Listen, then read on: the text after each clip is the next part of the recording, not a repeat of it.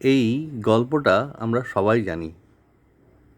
যখন কুরুক্ষেত্রের যুদ্ধ শুরু হবে তার আগে কৃষ্ণ গিয়েছিল দুর্যোধনের কাছে, দেখো যুদ্ধ করার দরকার নেই, তুমি পাণ্ডবদের 5টা গ্রাম দিয়ে দাও, তাহলে তো আর যুদ্ধ করতে হবে না।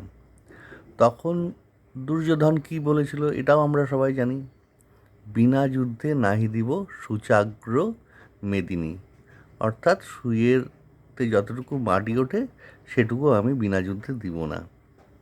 তো কৃষ্ণ দুর্যোধনকে বলল, এটা তো অন্যায়, এটা তো অধর্ম, তুমি এটা কেন করছো?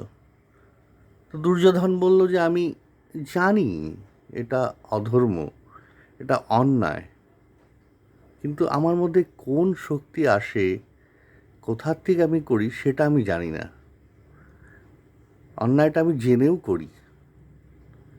এটাই হচ্ছে ঘটনা।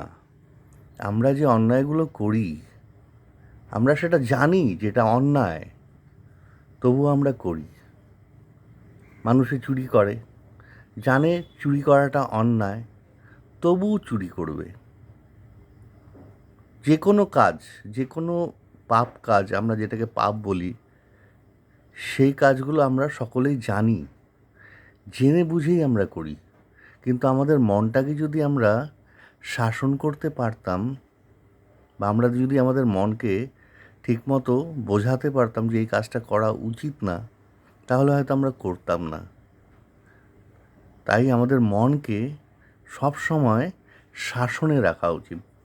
এটাই আমার বক্তব্য, এটাই আমার বলার, যে এটাই আমার মেসেজ সবাইকে দেওয়ার। সবাই জানে এই মেসেজটা, তবু আমার একবার বলার ইচ্ছা, যদি এই পৃথিবীটা আবার অনেক ভালো হয়।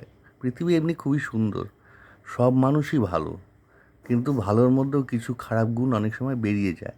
সেগুলোকে আমাদের শাসনে রাখতে পারলে আমরা আরও সুন্দর করে এই পৃথিবীটাকে তুলতে পারি।